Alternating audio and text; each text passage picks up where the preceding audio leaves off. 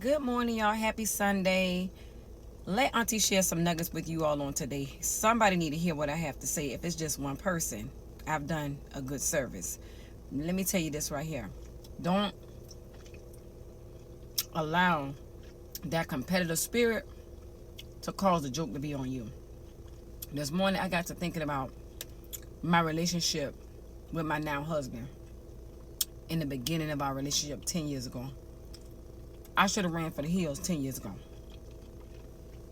But no, it was a few things caused me to stay. Number one, that competitive spirit. That spirit that had the mindset that you're not going to win. You're not going to win this battle. You're not going to win this fight. Sometimes you have to choose your battles wisely. The Bible says choose your battles wisely. Every battle isn't for you to win. Some battles is for you to walk away. Let me tell you something. Like I said, I should have ran for the hill, should have ran for my life. But no, I stayed because I wanted to prove a point to the females that he had in his life. When the truth is, it wasn't no point to prove because the issue wasn't with me. The issue was with him. None of those women would have been a factor if he didn't allow them to be a factor. So therefore, I should have ran for the hills and got me something better, got me somebody better that only wanted to be with me. But no, I wanted to be a champion. I wanted to win. I wanted to win that battle. We have to choose our battles wisely. The word says choose your battles wisely. Every battle's not for you to win. When you're up against something, you have to ask yourself, is this situation worth me fighting for? At the end of the day, is it worth it? That's the question that needs to be asked. Now, when you ask yourself that question and you weigh the situation, you should be able to see that at the end of the day, no man is worth that. They're not worth the time that you put into it, the energy that you put, the natural energy that you put into it. They're not worth the mental health that you're going to lose for them. They're not worth it. They're not worth you losing your peace, your joy. They're not worth you wasting your time. Because the time that you wasting trying to fight for them, you could have been with somebody else that you don't have to fight for. That part. So, I be sharing my testimony of where me and my husband are now because it's a done deal now. I stayed in it 10 years. But don't get it twisted. It cost me a lot. It cost me a lot of mental health. It cost me a lot of time. It cost me a lot of money. It cost me. Because the time that I was putting into that, I could have been productive doing something else. I could have been more productive in my business. I could have been more productive in my life. I could have been even a better parent.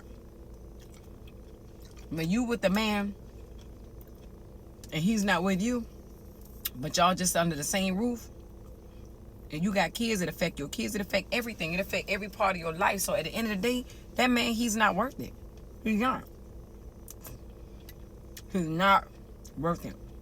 And so now I tell women, when they're in the beginning stages, going through foolishness with men, let me tell you something, baby. Drop them and run for your life. Especially if y'all not married yet. If that's not your husband, you shouldn't be fighting for no man. You shouldn't be fighting to keep no man. You should not be going through in that relationship. Dating is to see if a person has the potential to be your husband. That's what dating is about. Dating not about struggling. Dating not about fighting to fix things. That's not what dating is about. If you're doing all of that in the dating process, something wrong. There's something wrong with you internally. And that's what I found out through the years while I was with my now husband. I found out that internally I had some issues. Because looking back at it now, there's no way being the healed version of myself, the whole version of myself today, that I would have put up with any of that. There's no way. Again, it's not worth it at the end of the day. You have to love yourself first before you could even properly love anybody else. You have to love yourself. And when you love yourself, you're not going to allow yourself to go through things that's not healthy for you. You just not.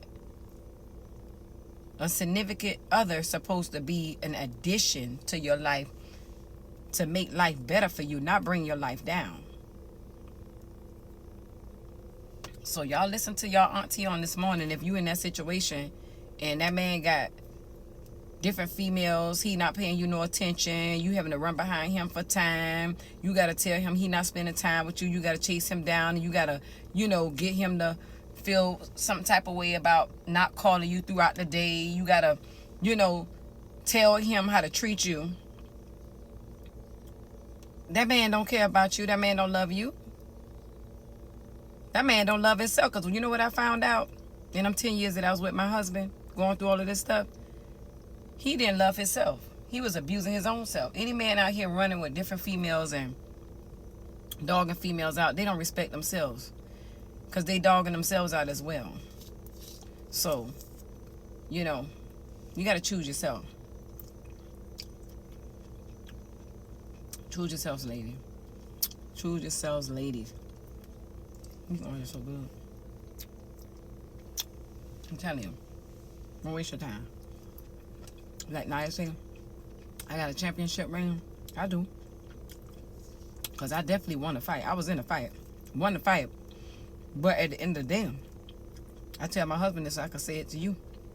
He'll say it to y'all. It wasn't worth it. It wasn't worth it.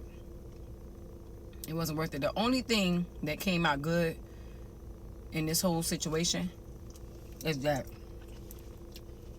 eventually my husband got saved. Eventually, he gave his life to the Lord. And so, for the glory of the Lord, it serves a purpose. But if God ain't had nothing to do with it, baby, if God ain't had nothing to do with this, it ain't worth it. It's not. What I had to put into this to get where we are now, what I had to sacrifice, what I had to lose, it ain't worth it.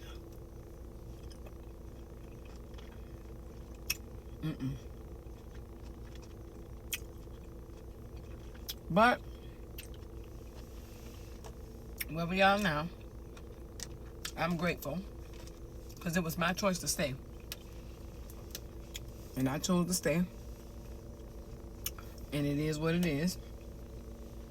And I'm just so grateful that in the end, again, my husband did get saved. And he's a changed man. He's a better man. He's a changed person, just period, all the way around the board. He's a different person. So I give God glory for that. I'm thankful for that. I'm thankful for the life that I fought for. I'm thankful for the life that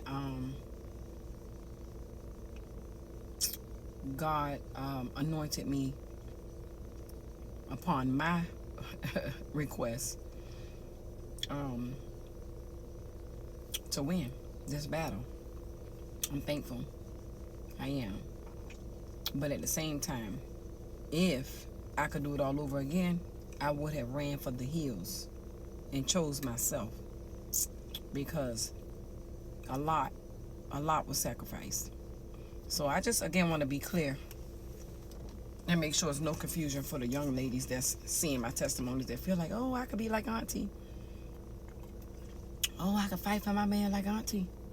Don't forget, if he's not your husband, you definitely don't need to be fighting. And if he is your husband, and he out here cheating or abusing you in any kind of way, you got grounds for divorce, legal grounds for divorce. You do not have to stay in that situation. If you stay, that's your choice.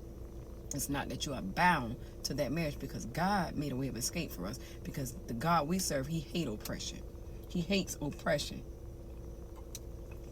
So the choice is yours. Nobody can tell you to stay and nobody can tell you to go if you are married. But I tell you what, you better think long and hard about what you're going to do, and don't make an emotional decision, but make a decision that makes sense for your life, because the heart could be deceitful.